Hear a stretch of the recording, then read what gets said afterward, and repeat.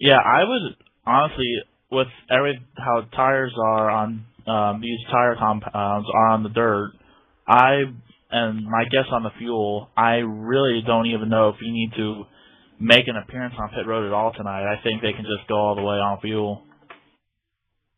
Yeah, our estimates put fuel at a full fuel run, being able to do about 90 or so laps. The race is only 60 laps, so the drivers should be good on fuel. You'd have to hope. If not, they have some really, really bad driving techniques.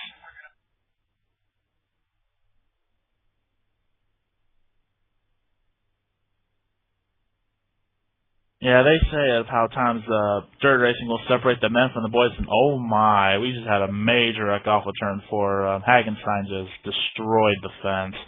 How many cars just slipped in that? I didn't get to see the full thing, but oh my. It looked like Tristan got stuck on bottom and like probably reached for the escape here, shift Arky, and John just going around there too fast, just could not see him. Also, another hazard we haven't mentioned here tonight is the walls. You can get stuck in these walls very easily, as we found out during our testing. We had several times where one of us got stuck in the wall and a car right behind us literally ramped off of us. So hopefully no one gets stuck in the wall tonight, because if they do, it might cause a pretty large pileup for everyone else behind them.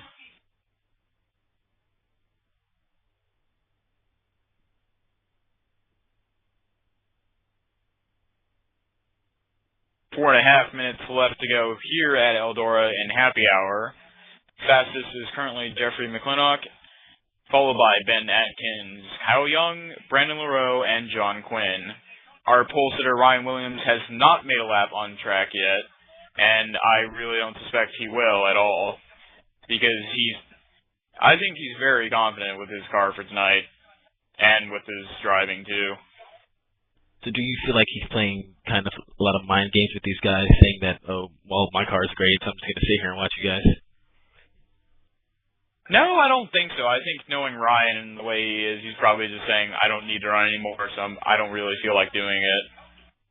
Yeah, if your car is good, and you know it's good, and the conditions between happy hour and race aren't going to change that drastically, then it's why really waste your time other than maybe just shake down the car to make sure there's nothing wrong with any of your equipment. And it's always a good thing before a race to get a bathroom break, get something to drink, something like that. I mean, use your time getting yourself comfortable for the race. Because some of these guys out here, they're still not comfortable with the way they're driving, and they need to try and find a better line. That's why they're still running around quite a bit. Some drivers just do it to entertain themselves. Or entertain us up here in the broadcast booth. Either one. Speaking of which, Rob Kroger just spun from Jeffrey McClintock. If those two are near each other, there should be some interesting things going on. Ben just got a little bit air out of 2.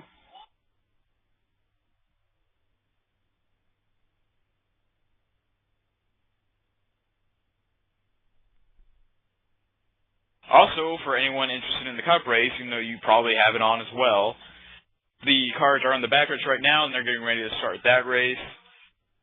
We will have a few updates during the race and under cautions, if we do have any cautions.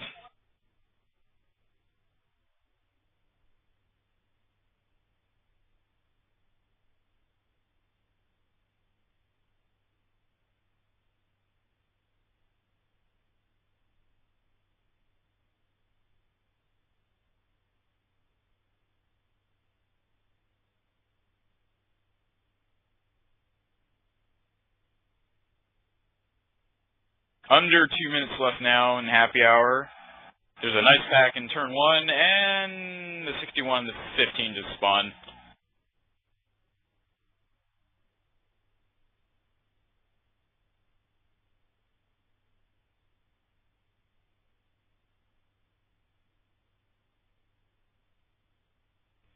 We're seeing a lot of cars get into the walls here. Do you feel like the damage model for tonight is going to play a huge factor in the winner for tonight's race? I think, okay, the top 3 in qualifying should have no problems unless they happen to run into someone who's off the pace. If that happens, then they might have to look out. But otherwise, between the top three, damage should not be the deciding factor. So the minute to go in our final practice, let's take a look at the people that actually gave us a chance to run this, our sponsors for tonight. We'll start with the people that are hosting this race, the United NASCAR Sim Racing League. Visit them at unsr.webs.com. Also, we have Revolution Racing League, Race the Revolution at racetherevolution.com. Remember, racetherevolution.com.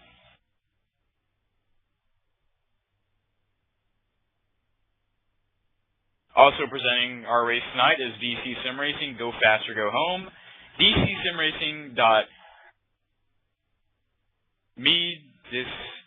I'll spell this out because I don't know how to say this.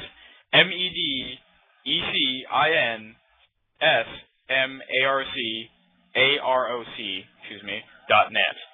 I don't know what it says, but that's their website, so go check it out. Also, 9-Star Racing Design at NR2K3SimCarGraphics.com. That graphics is GRAFX. Remember that. And our final sponsor for tonight will be Southern Racing Online, keeping NR 2003 alive, Southern style. Visit them at southernracingonline.com. Our other broadcaster, David Krikorian, has had to go deal with something, so he will be back at some point. I don't know when, but he'll be back. And the flag man, it's just given the red and black flags to signal that practice is over and these cars will get ready to take the starting grid. And they are on the grid now. Let's try to dial up our NRA supporter driver from number 16, Team ISRA Dodge Viper, Ben Atkins. Actually, we might want to wait because they are going to go green soon. They're pacing. Right now, they have the car stage in turn 3, and as soon as they get up to the line, they're going green. It's not going to be too long before they get into command, about another 30 seconds.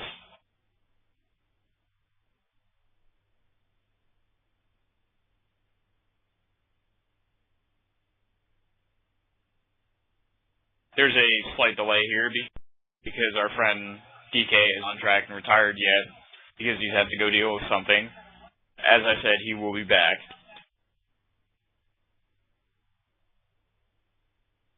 Meanwhile, all drivers that are racing appear to have taken the track.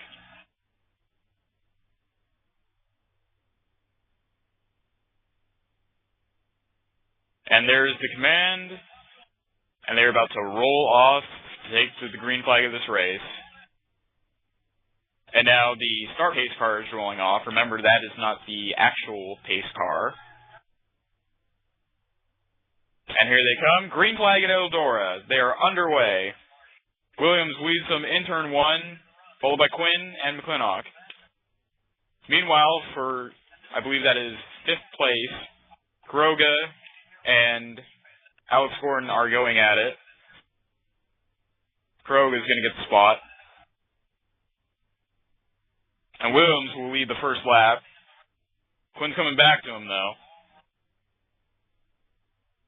Ryan's running a little bit lower line in the middle of 3 and 4. Let's see if he does it in 1 and 2 also.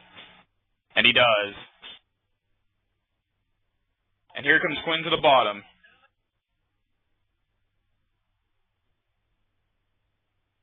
Had to back off there a little bit. And we have a yellow, I do believe. We do 2 cars spun around. Here. 27 and the 7 cars, Zach Johnson and Tristan Hagenstein. Let's see where our pace car is at. Pace car is going to pick them up on the backstretch. Our leader is Ryan Williams.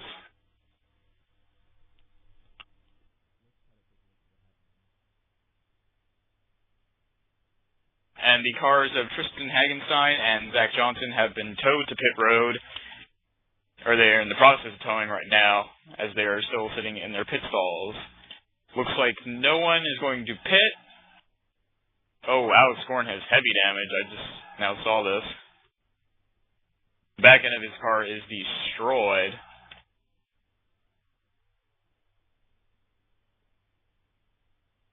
Alright, right here on the replay, we see them going down into turn 3 and 4. It looks like Alex Gordon lost momentum coming off the corner. Zach Johnson got loose as they went 4 wide, and cars just kept on piling in since there's not a lot of room for racing here at this racetrack. Gordon had a huge barrel roll. He was going to be fine, but then there was Tristan. Tristan had nowhere to go and just hit the side of Alex's car, and Alex had a wild barrel roll. As we're getting a first look at our pace car for tonight, leading these guys around. 3 cars majorly damaged in this within the first 5 laps of this race. It's Alex Gordon at 39A, Tristan Hagerstein in the 27, and Zach Johnson in the 7A. And Gordon and Johnson have pulled off the track. Too much damage for either team to repair. I don't know if Hagenstein will as well, but that car was significantly damaged as well.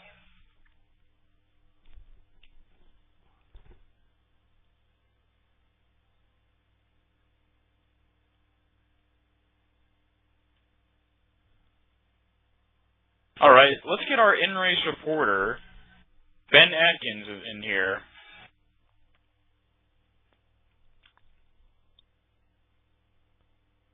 Hello, Ben Atkins. You got us up here in the booth? Yeah, I got you loud and clear. So, how was that first run out there? Well, I had a big scare there since Zach Johnson came up right in front of me. I think I did hit him and send him flipping, but, yeah, I think we've got a good car here. I didn't get any damage in the crash, luckily, so, So, what was your reason for starting in the back of the race? because I thought there was going to be a pit strategy, but because of the, pits, because the pit cycle in 1 minute, I'm just going to change gear quickly. Oh, I guess we're back to green. I'll move you back. Sorry about that. Alright, okay. That's fine. Sorry about that. We're back under green here. Had no warning about that. It looks like John Quinn has taken the lead over Ryan Williams, going Here off. comes Williams back to the low side, though. These guys racing And side by Williams side. has a spot. Looks like Ryan Williams darts back into position, and look who's in third place at number 93 of Kyle Young. Our 3 picks for the race, running 1, 2, 3 right now. Do you think these guys are laying back right now, or do you think they're laying everything out on the line since they know there's not a lot of time left in this race? I think Ryan and John are putting everything out there they can to get a big enough lead on everyone else behind them. Meanwhile, we have something that could be playing out here in a few laps. Hagenstein is about 2 seconds off the pace, and he is going to get lapped within the next 5 laps here. So hopefully he gets out of the way of the leaders. Don't want anyone's race ruined through something they have no control over. And meanwhile, the front 2 have pulled out by about a second and a half over third place Kyle Young, who is followed by Jeffrey McClintock and Rob Kuroga. And we have a car in the wall. Ryan Williams spins out in the lead. Oh, no. No yellow yet. No caution No yet yellow. as the number 91 took advantage That of is it. going to kill his race. He is now within a few seconds of getting lapped by the leader. See what the margin is at the line. He is 13 seconds behind. He's about 2 seconds away from getting lapped. So he needs to get on the ball right away and get away from John Quinn. That has put Kyle Young back up into second position, followed by Jeffrey McClintock, who got a little loose in 3 and 4. Hagenstein has been lapped. He's now 4 laps down. And we're getting word from the pits that Jeffrey Stanton, the number 61, has pulled off that track and put it back into the garage area. Don't know exactly why he did it, but he's no longer racing on the track. Also, our partner David Krikoyan has finally returned from the hot dog stand. It only took you about, 8 minutes to do that?